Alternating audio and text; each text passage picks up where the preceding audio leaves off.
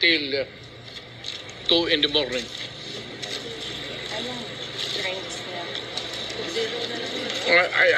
I demand that kind of, kasi probinsyano po ako, hindi naman ako mayaman.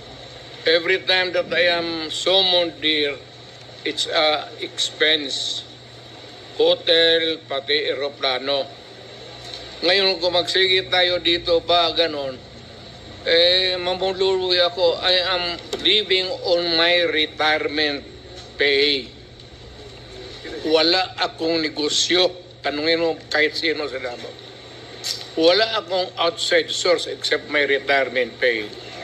Ngayon, kung ganito tayo palagi, mamamlubi talaga ako.